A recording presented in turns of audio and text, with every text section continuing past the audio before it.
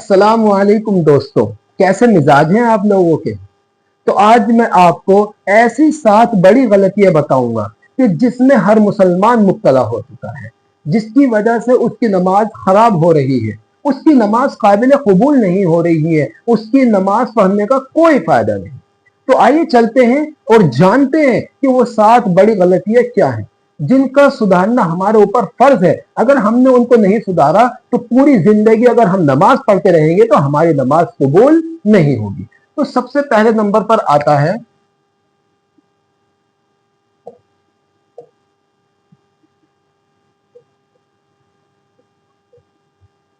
बदन का पाक होना। मुसलमान इसमें बहुत बड़ी गलती करता है कि वो अपने बदन को पाक नहीं रखता, वो गुस्ल सही से नहीं करता। अब ये जो बदन का पाक होना है, ये कैसे पाक होगा और मुसलमान इसमें क्या गलती करता है, तो आइए जानते हैं। बदन जो पाक होता है वो 3 चीजें करके पाक होता है और वो 3 चीजें फर्ज है। अगर उन 3 चीजों में से एक भी चीज हमारी छूट गई तो हमारा बदन पाक नहीं होगा, और जब पाक हमारा बदन नहीं होगा तो हमारी नमाज कबूल नहीं होगी। तो वो बदन को पाक करने वाली 3 चीजें क्या हैं और वो फर्ज है, तो वो क्या है। नंबर 1 पर आता है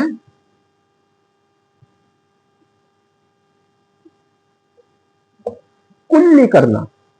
अगर हमने कुल्ली नहीं की तो हमारा बदन पाक नहीं होगा। और ये कुल्ली कैसे करनी है? कुल्ली सिर्फ चुल्ली भर मुंह में पानी लेकर नहीं करनी है, पूरे मुंह भरकर कुल्ली करनी है, मुंह भरकर, कि इतना पानी हम अपने मुंह में ले लें कि हमारा मुंह पूरा भर जाए। अगर हमने मुंह भरकर कुल्ली नहीं की तो हमारा बदन पाक नहीं होगा। अब दूसरा नंबर क्या है? दूसरा नंबर है नाक में पानी का डालना। नाक में पानी का डालना। अब नाक में पानी कहां तक डालना है? नाक में पानी नाक की नरम हड्डी तक डालना है। अगर हमारी नाक की नरम हड्डी तक पानी नहीं पहुंचा है तो हमारा बदन पाक नहीं होगा, और जब बदन पाक नहीं होगा तो हमारी नमाज काबिल कबूल नहीं होगी। और वो तीसरी चीज क्या है? तीसरी चीज है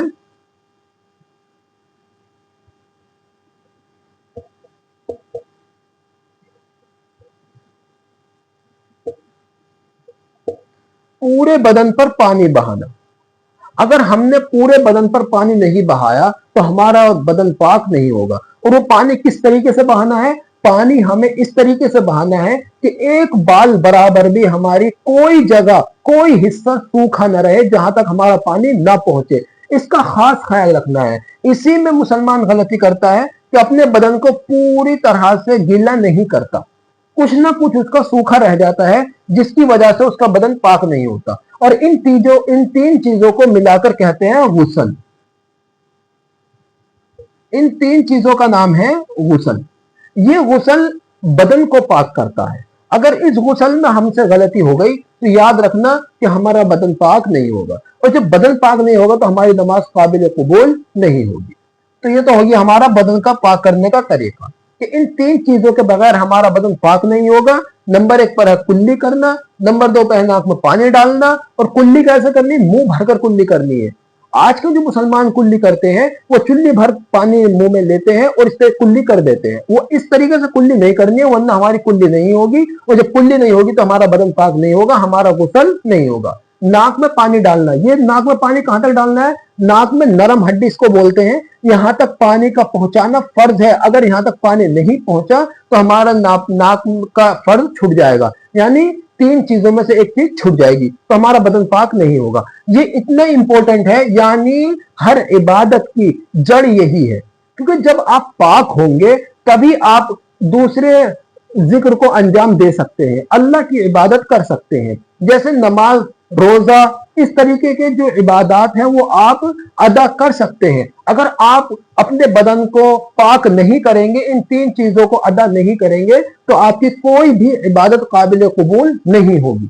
तो ये जड़ है, ये जो 3 चीजें हैं ये हर इबादत के लिए जड़ है, तो इसका खास ख्याल रखना है। नंबर 3 पर आता है पूरे बदन पर पानी बहाना। इसका खास ख्याल रखना है कि बदन पर इस तरह से पानी बहाना है कि बदन का कोई हिस्सा बाल बराबर भी सूखा न रहे, कि जहां तक हमारा पानी ना पहुंचे। इंसान नहाता है तो सोचता मेरा पूरा बदन भीग गया है, लेकिन कुछ जगहें ऐसी हैं कि जहां तक पानी नहीं पहुंचता है, चाहे आप पूरी बाल्टी से नहा ले या पूरे टैंक से नहा ले, तो हमें वहां हाथ गीला कर कर वहां पहुंचाना है, जब जाकर वहां पानी पहुंचेगा।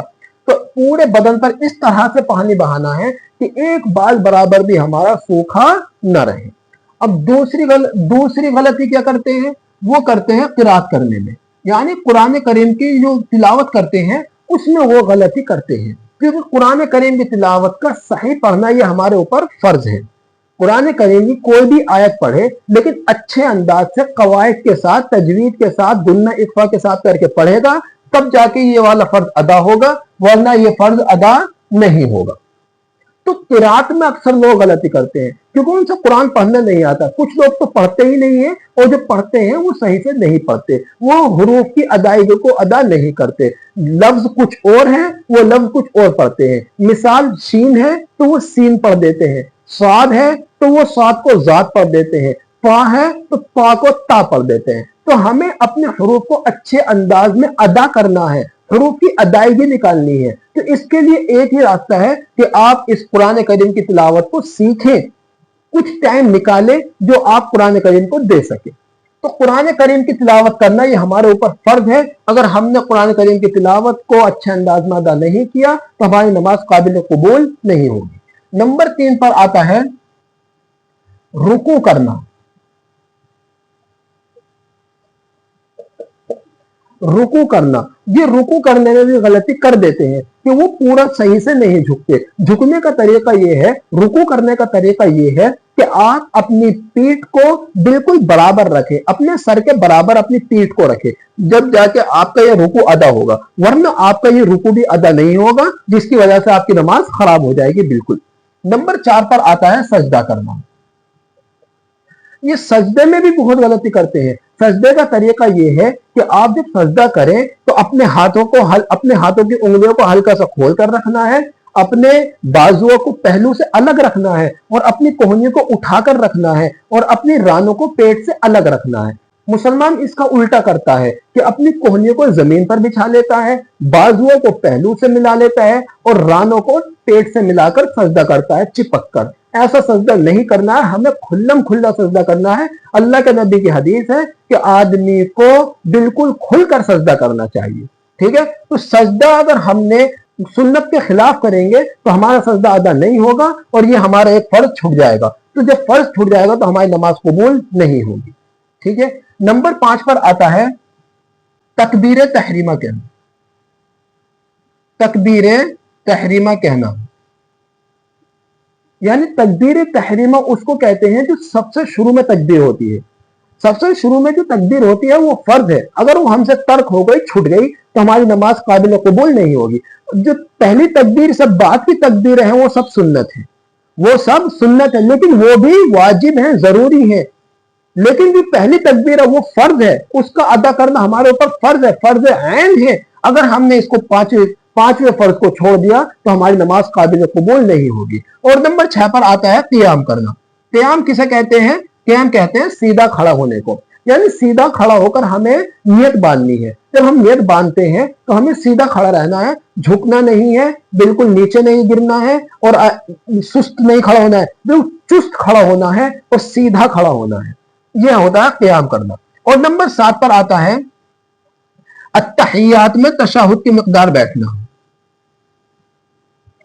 तशहुद की मिक़दार बैठना यानी हमें अत्तहियात तक बैठना हमारे ऊपर फर्ज है कि जब हमारी 2 रकातें हो जाएं, अगर हम 2 रकात वाली नमाज पढ़ रहे हैं या 4 रकात वाली नमाज पढ़ रहे हैं, अगर 2 रकात वाली पढ़ रहे हैं तो आखिरी रकात में हमारे ऊपर बैठना फर्ज है कि हम बैठे आखिरी रकात में अत्तहियात की मिक़दार। उसके बाद दुरूद शरीफ पढ़ना, दुआ पढ़ना, ये सब सुन्नत है।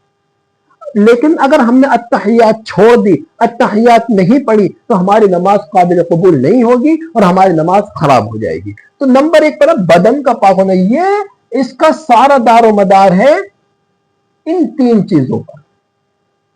अगर ये 3 चीजें हमसे छूट गई तो समझ लेना हमारा बदन पाक नहीं होगा, और जब हमारा बदन पाक नहीं होगा तो याद रखना हमारी नमाज, रोजा, ज़कात यानी कुछ भी हमारी कोई इबादत काबिल कबूल नहीं होगी, क्योंकि हमने अपने बदन को नापाक कर रखा है। हम नापाक हैं, हमारा बदन पाक नहीं है, और जब तक पाक इंसान नहीं होता तो मस्जिद में जाना भी उसके लिए जायज नहीं होता है जब वो नापाक होता है।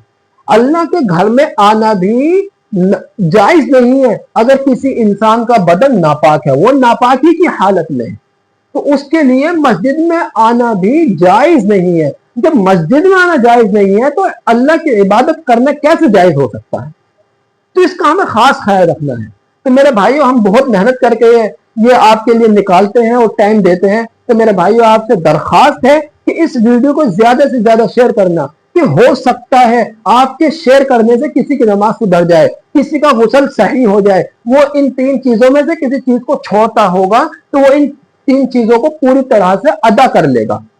तो इस वीडियो को ज्यादा से ज्यादा शेयर करना, और इंशाअल्लाह हम आपको अपनी वीडियो में हर मसले का हल बताएंगे, और हर मसले को वाज़ेह तरीके से, अच्छे अंदाज से, जिसकी वजह से आपको सही समझ में आ सके और आप समझ सके, इस तरीके से आपको मसला मसाइल बताएंगे इंशाअल्लाह। वाखिर दावाना अल्हम्दुलिल्लाहि रब्बिल आलमीन। अस्सलामु अलैकुम व रहमतुल्लाहि व बरकातहू।